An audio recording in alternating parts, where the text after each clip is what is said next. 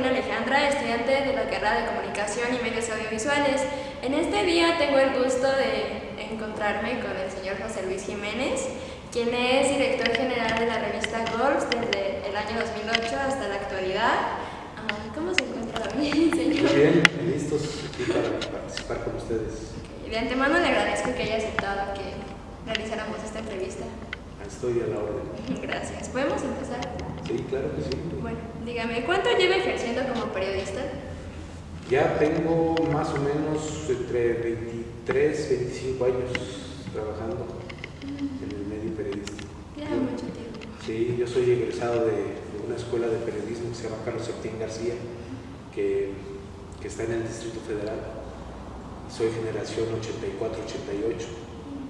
Entonces, pues desde esa época ya estoy trabajando en los medios de comunicación.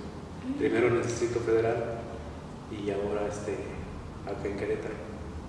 ¿Tiene buenos recuerdos de su época de estudio cuando estudiaba su carrera? Sí, claro que sí. Pues como toda época estudiantil, se viven momentos especiales porque uno a esa edad es una esponjita, ¿no? Aprendiendo y asimilando todo lo que uno va a encontrar dentro de la comunicación, que es lo que nos apasiona. Sabemos que la comunicación es fundamental en toda actividad del ser humano.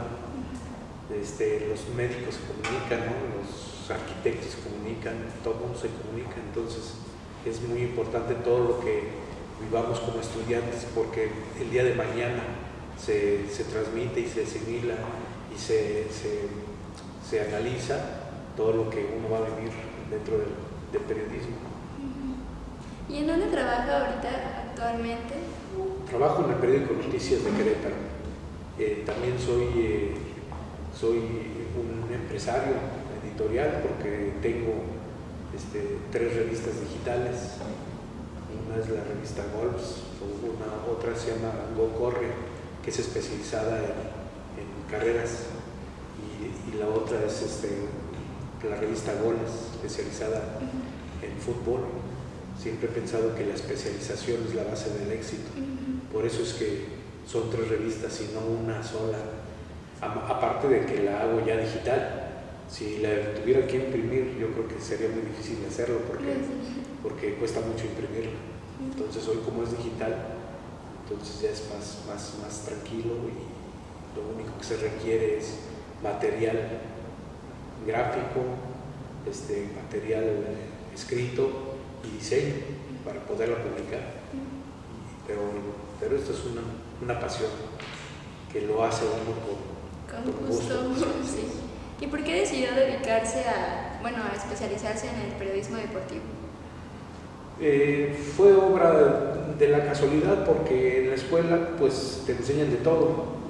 Sin embargo, en esa época, cuando salimos de la escuela, un amigo trabajaba en el periódico Ovaciones, y ahí hay un departamento que se llama reportero de guardia. El reportero de guardia no sale a la calle a reportear, solo está en la redacción, y su función principal es recibir información de los que están en la calle, de los reporteros que están en la calle. La recibía por teléfono y escribe lo que le dicen los que están fuera, los que están de enviados especiales. Entonces, así se curte el periodista, porque se nutre de formas de escribir de todos. Él no escribe nada, él nada más transcribe lo que le dicta. Entonces él ya tenía unos 2 años con ese puesto, y él ya quería salir a reportear a la calle. Entonces los directivos del periódico le dijeron: si consigues a alguien que se quede en tu lugar, adelante. Entonces fue que me habló y me dice: ¿no quieres trabajar aquí en el periódico Ovaciones? Sí, ¿cómo no? Es de reportero de guardia, no puedes salir. Y se trata de esto y de esto. Digo: no, pues adelante, pues acababa de egresar, lo que uno quiere es trabajar, ¿no? Sí, ya luego. Y entonces así fue como llegué al periódico Ovaciones. El periódico Ovaciones es un periódico deportivo con una sección de información general. Entonces, al ser deportivo, eso fue el destino que me llevó a ser especialista en deportes. Sí. Así es. ¿Y en algún momento has sentido que que han censurado alguna de sus notas o información? La censura en el periodismo deportivo, político, social, de todo tipo, siempre ha existido y no va a desaparecer. También la autocensura. Se mueven muchos intereses. Nadie es completamente libre. Tal vez no demos a conocer una noticia, pero el callarnos ya es una autocensura, ¿sí? Como cuando sucedió de la aparición del EZLN. Recuerdo yo que en todos los medios de comunicación estaba esa noticia, que había surgido un ejército en Chiapas, en la época en que Carlos Salinas de Gortari era presidente. Entonces todos a 8 columnas, un nuevo ejército, y me acuerdo que Jacobo Saludowski en aquel entonces no expresó una sola palabra. Eso es autocensura. No dijo nada, pero es autocensura.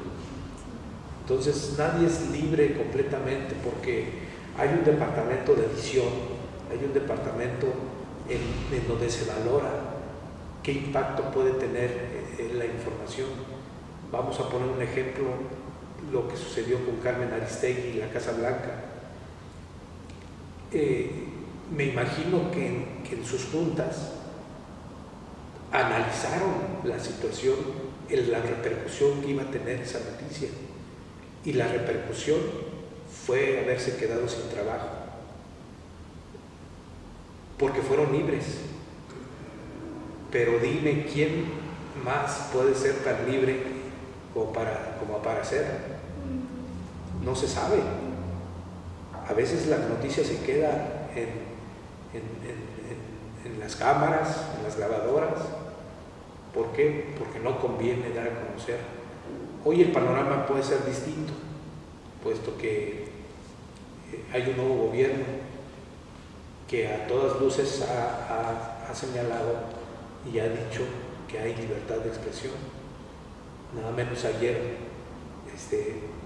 en sus conferencias de prensa, se levantó un periodista que es hijo de Pedro Ferriz de Con,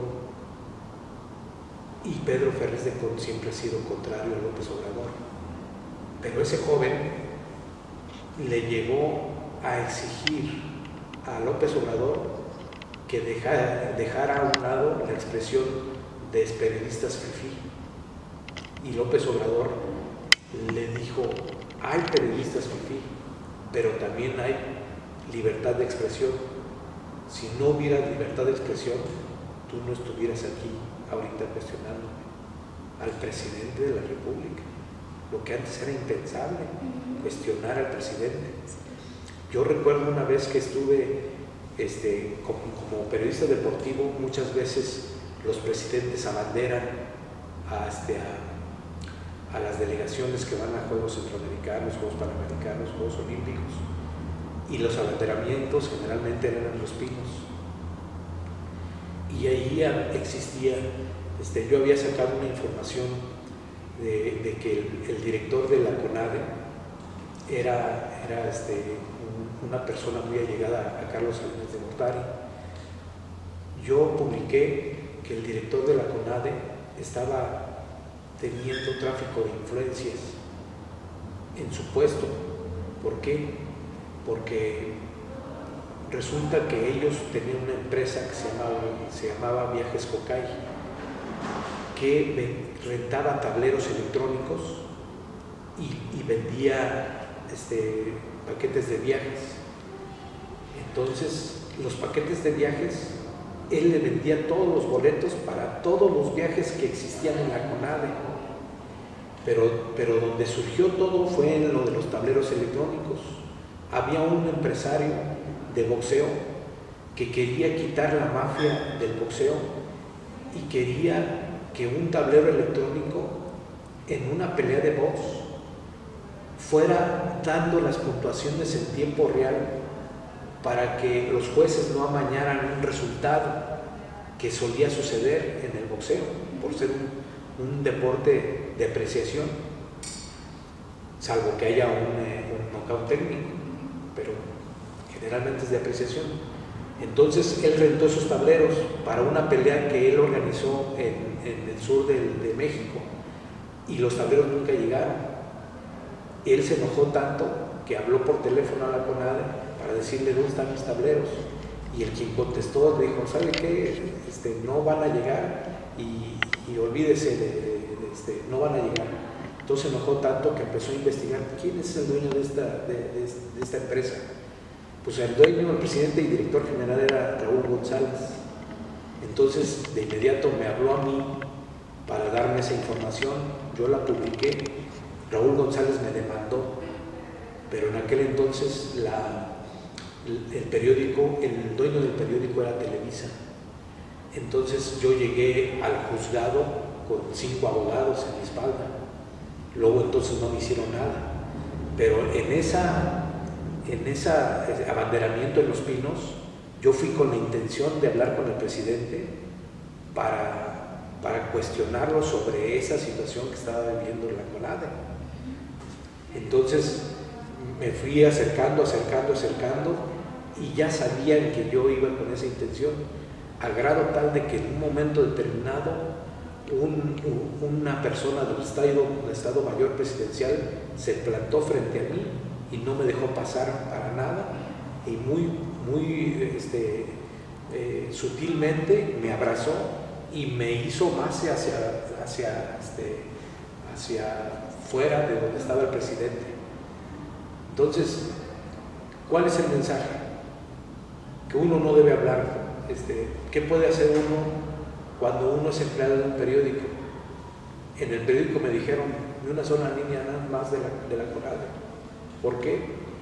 Porque el gobierno paga publicidad al medio de comunicación, que en ese entonces era Televisa, y Televisa, ya no te metas en problemas, por favor, reportea cualquier otra cosa menos eso. Y ahí quedó. Entonces sí existe la censura, pero lo peor de todo es que tengas una autocensura, que tú mismo te reprimas y digas, no, esto no, ya sea por cuestiones económicas, porque eso existe. No, me hablan para que hable bien de un torneo, eso es censura. Que hable bien de un evento deportivo, eso es censura, cuando yo debería ir libre y podría decir todas las situaciones, ¿no? Sí, está muy feo, porque pues no podemos dar así libremente nuestra opinión sin tener, miedo de que otra persona nos vaya a hacer algo o nos vaya a decir que lo quitemos o así. ¿En algún momento así de su vida ha sentido que está en riesgo su vida, o en alguno de sus familiares los han amenazado? Sí, hubo una ocasión cuando recién salí del periódico de la escuela de periodismo. Había un amigo que tenía, que era de Pachuca. Ese muchacho, su papá era dueño de un semanario. Entonces me fui a trabajar, me dijo, vente a trabajar con nosotros a Pachuca. Sale. Renté un cuarto de azotea. Era yo solo, soltero, joven, y quiere uno comerse el mundo a pedacitos, ¿no? Entonces llegamos, trabajé con él. Había la consigna de pegarle al rector de la universidad de Pachuca. Cualquier cosa que uno sepa en contra del rector de la universidad hay que pegarle. ¿Por qué? Porque el director, esa práctica se vivía antes, pegar para después ir a negociar. Esa era la práctica. Entonces, pues uno como empleado, pues vamos a ver todo lo negativo. Y un día llegué al cuarto donde vivía, y estaba la puerta abierta. Y dije, dejé la puerta abierta, pues a ver si no me robaron nada. Y llegué y estaba todo revuelto, mi cama, el colchón por un lado, pero yo tenía dinero debajo del colchón y ahí estaba el dinero. Había una grabadora, ahí estaba la grabadora. O sea, revolvieron, pero no se llevaron nada. Y pasó, ¿no? O sea, te asustas, pero no te explicas qué es lo que está pasando, ¿no?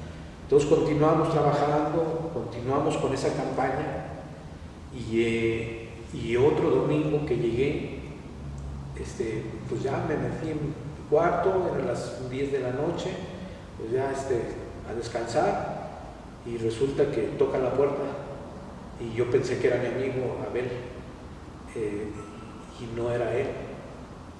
Cuando abrí la puerta se metieron 4 personas con pistola en mano, me hicieron hacia atrás y me dijeron: mira, no va a haber ninguna agresión, nada más queremos hacerte saber que ya no sigas hablando mal del rector de la universidad, porque tú te llamas José Luis Jiménez Herrera, eres originario de Toluca, Estado de México, tu domicilio en Toluca es Ramón Gómez de Villar 110, tu mamá se llama así, tu papá se llama así y tienes tantos hermanos que se llaman así, así y así y así.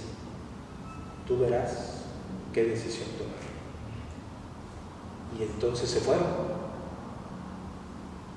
Y pues yo me asusté y la conclusión a la que yo llegué, no pude dormir toda la noche, y la conclusión el análisis que yo hice fue el siguiente. Dije, yo abracé esta profesión, es una decisión personal, pero cuando mi decisión personal transgrede a las gentes que yo quiero y amo, entonces debo tomar medidas. Y cuando llegué a las oficinas, llamé a mi amigo y le dije: ay, nos vemos, ya no voy a seguir trabajando contigo. ¿Pero por qué? No, pues no, ya no quiero estar aquí. Nunca le dije qué había sucedido. Él nunca sabe, nunca supo. Y me fui a Toluca, me regresé a Toluca.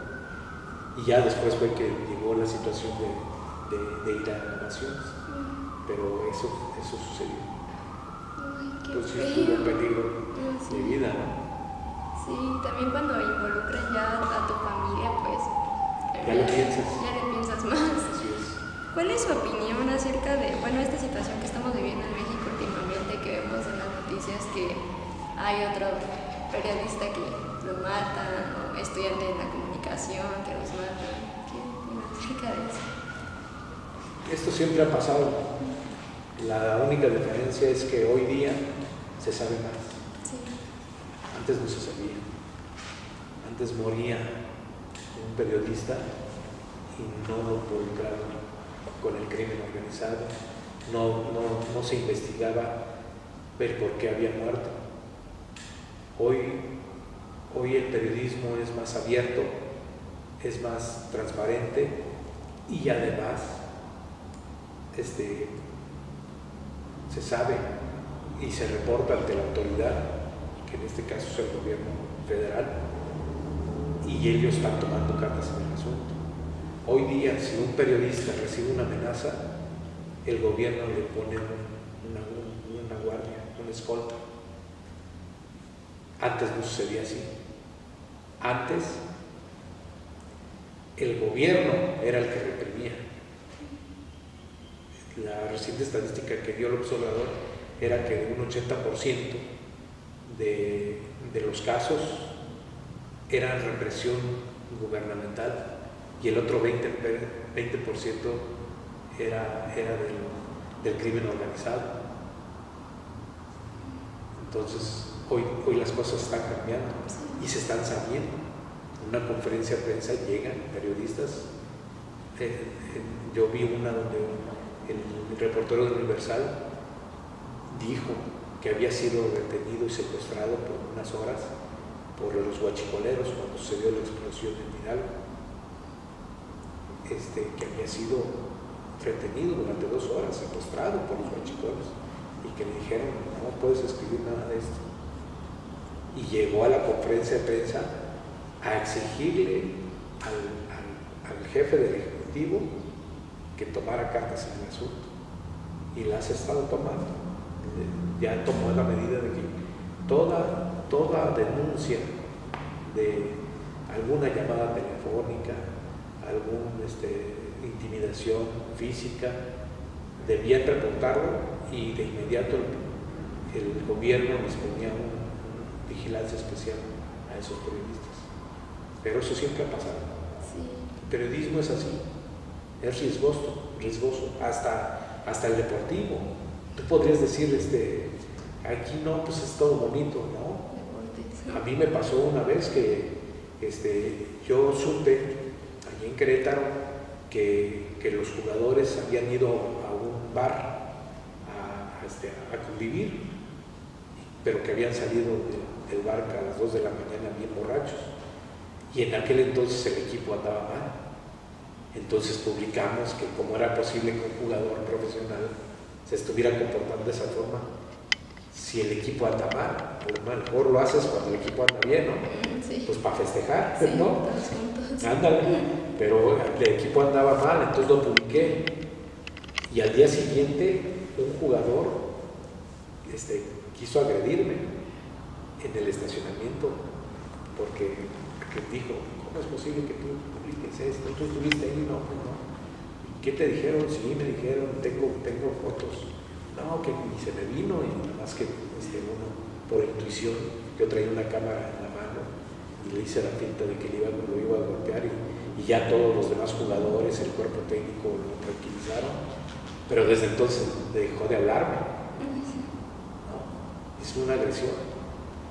Una vez publiqué una nota en el sentido de que el entrenamiento había terminado antes de tiempo porque el entrenador se había peleado a golpes con el centro delantero de Gallos Blancos, porque yo tengo contactos incluso internacionales. A mí me hablaron de Uruguay para decirme que había sucedido eso en el entrenamiento. ¿Cómo se enteraron? Un jugador le habló a un representante a Uruguay. No, pues el entrenamiento se terminó porque se liaron a golpes el entrenador y un jugador, la estrella del equipo.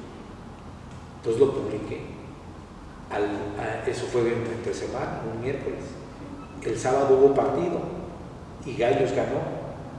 Entonces yo pregunté en la conferencia de prensa que cómo era el fútbol, que habían tenido problemas en el terreno, en los entrenamientos, y luego vienen y juegan y ganan, que era muy curioso el fútbol, ¿no?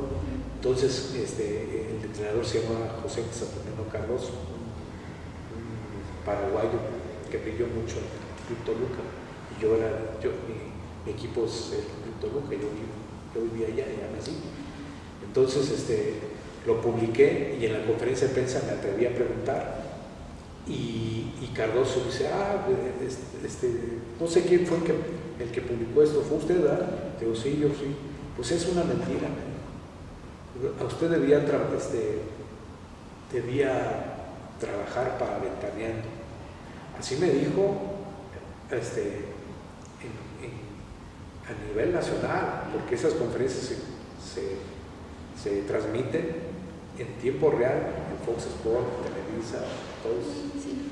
Y las cámaras con él y conmigo, desmiéntalo. Pues es mentira. Usted debía trabajar en Ventaneando, y lo dijo varias veces. Está en YouTube eso. Sí. Porque aparte, semanas después admitió que había existido un problema en el vestidor, porque Gallos llegó hasta la liguilla. Entonces ya se sentía muy chucho, y sí hubo problemas, pero supimos sobreponernos a eso. Bueno, ¿y por qué no lo aceptaste en su momento? Fue agresión. Sí. Las actitudes del Tuca Ferretti en Monterrey hacia periodistas son agresiones. Las actitudes del Piojo Herrera hacia los periodistas en conferencias de prensa que les gritan son agresiones. La actitud que tuvo Pedro Caixinha, técnico del Cruz Azul, hacia los periodistas, que hasta les dijo, me importa muy poco lo que tú digas o lo que escribas, son agresiones. También ahí hay agresiones. Y también hay autocensuras en el deporte, no porque estemos hablando de números, de estadísticas, de tiempos, de marcas, también hay autocensura, sobre todo cuando un deportista fracasa. Sí. Cuando fracasa, mejor no escribir, y ya es una autocensura. Sí, todo con mejor. Así es. Sí. Y para terminar, dígame, ¿qué es lo que más le apasiona de esta profesión del periodismo? La pasión es informar, es vivir la vida a su máxima expresión, es vivir la vida de una forma distinta siempre. El periodismo es a diario distinto. El periodismo es vivir cosas distintas, es vivir. Siempre he pensado que somos unos seres privilegiados por estar en medio de la comunicación, pero somos privilegiados porque tenemos lugares privilegiados. En una conferencia de prensa con López Obrador, son privilegiados ¿te parecen bien 50 periodistas que hay a diario? Son privilegiados porque hay miles en el país que los que escriben de política les gustaría estar ahí. Sí. Son privilegiados quienes están en una inauguración de los Juegos Olímpicos, en donde millones están viéndolo por televisión, pero uno es privilegiado de estar ahí. Sí. Uno es privilegiado de cuando entrevistas a alguien que siempre quisiste entrevistar, y por ser periodista lo puedes lograr. Uno es privilegiado cuando comes cosas que nunca te imaginaste, pero también es privilegiado cuando comes tacos de suadero. ¿Por qué? Porque sabes diferenciar de una cosa con la otra, y tu semblante, tu forma de ver la vida es distinta. Por ejemplo, los que cubren policía, los que cubren accidentes automovilísticos, es privilegiado llegar primero que la ambulancia, porque sabe y ve lo que va a transmitirle al lector. ¿Sí me entiendes? Sí. Por eso hay privilegios, porque uno es privilegiado de dar a conocer cosas al mundo. Eso es un privilegio, sí, de dar a conocer primero que nadie. Hoy día es muy difícil ya las exclusivas, pero antes nos peleábamos exclusivas. Es más, los periodistas entre competencia teníamos poca amistad, porque no se me vaya a salir decir algo. Cuando yo iba al Comité Olímpico Mexicano, preguntaba Rosalinda Coronado, que trabajaba para el ESTO, que era la competencia de ovaciones, ¿dónde está Rosalinda Coronado? ¿Por qué no ha venido? ¿Estará haciendo otra cosa? ¿Estará escribiendo algo distinto?